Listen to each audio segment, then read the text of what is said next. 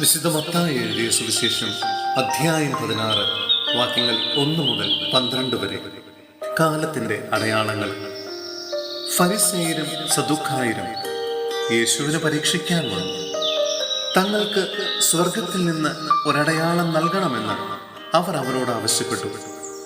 അവൻ പ്രതിവദിച്ചു, വൈകുന്നേരം നിങ്ങൾ പറയുന്നു, ആകാശം ചെമന്നിരിക്കുന്നു, കാലാവസ്ഥ പ്രസന്നമായിരിക്കും.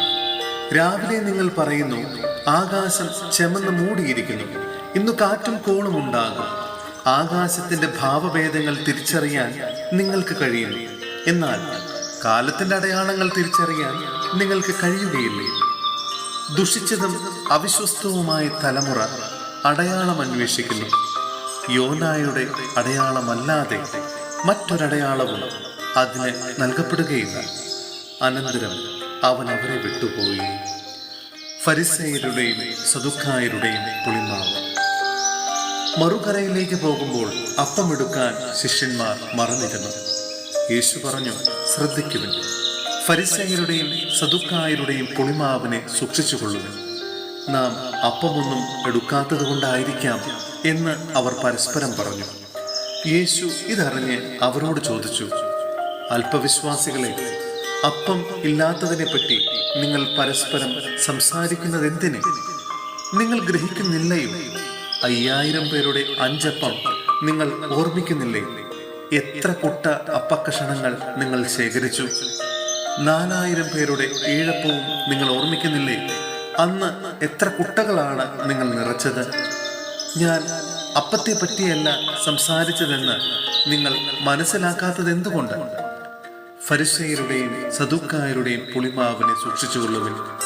അപ്പത്തിന്റെ പുളിമാവിനെ പറ്റിയല്ല, ഫരിസേയരുടെയും സദുക്കായരുടെയും പ്രബോധനത്തെ പറ്റിയാണ് സൂക്ഷിച്ചുകൊള്ളാൻ അവൻ അരുൾ ചെയ്തതെന്ന് അവർക്ക് അപ്പോൾ മനസ്സിലായി.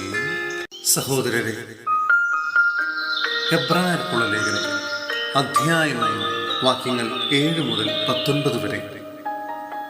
ദൈവിക വിശ്രാന്തി. പരിശുദ്ധാത്മാവ് പറയുന്നത് പോലെ ഇന്ന് നിങ്ങൾ അവിടുത്തെ സ്വരം ശ്രവിക്കുമ്പോൾ മരുഭൂമിയിലെ പരീക്ഷണകാലത്തുണ്ടായ പ്രകോപനത്തിൽ എന്നതുപോലെ നിങ്ങളുടെ ഹൃദയം കഠിനമാക്കരുത്.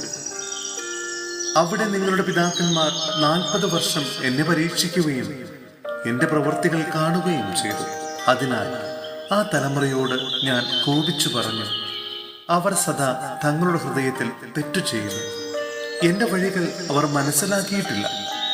എൻ്റെ ക്രോധത്തിൽ ഞാൻ ശപഥം ചെയ്തു പറഞ്ഞതുപോലെ അവർ ഒരിക്കലും എൻ്റെ വിശ്രമത്തിലേക്ക് പ്രവേശിക്കുകയില്ല. എൻ്റെ സഹോദരരെ, ജീവിക്കുന്ന ദൈവത്തിൽ നിന്ന് നിങ്ങളിൽ ആരും വിശ്വാസരഹിതമായ ദുഷ്ടഹൃദയം മൂലം അകന്നു പോകാതിരിക്കാൻ ശ്രദ്ധിക്കുവിൻ. ഇന്ന് എന്ന് വിളിക്കപ്പെടുന്ന ദിവസങ്ങൾ ഉള്ള കാലത്തോളം എല്ലാ ദിവസവും നിങ്ങൾ പരസ്പരം ഉപദേശിക്കുവിൻ. ഇത് നിങ്ങൾ പാപത്തിന്റെ വഞ്ചനയാൽ കഠിന ഹൃദയരാകാതിരിക്കുവാനാണ്. എന്തെന്നാൽ നമ്മുടെ ആദ്യ വിശ്വാസത്തെ അവസാനം വരെ മുറുകെ പിടിക്കുമെങ്കിൽ മാത്രമേ നാം ക്രിസ്തുവിൽ പങ്കുകാരാവുകയുള്ളൂ.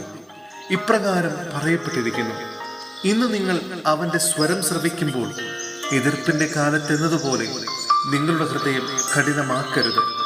ദൈവത്തിന്റെ സ്വരം ശ്രവിച്ചിട്ടും ചിലരെല്ലാം എതിർപ്പ് കാണിച്ചില്ലേ? മോശയുടെ നേതൃത്വത്തിൽ ഈജിപ്തിൽ നിന്ന് പുറത്തു വന്നവരല്ലേ അവർ? അവരുമായല്ലേ അവർ 40 വത്സരം മല്ലടിച്ചത്? അവരുടെ ശരീരങ്ങളല്ലേ പാപം മൂലം മരുഭൂമിയിൽ നിവദിച്ചത്? അനുസരണക്കേട് കാണിച്ചവരോടല്ലേ ഒരിക്കലും തന്റെ വിശ്രമത്തിലേക്ക് പ്രവേശിക്കുകയില്ലെന്ന് അവിടുന്ന് ആണയിട്ടു പറഞ്ഞത്?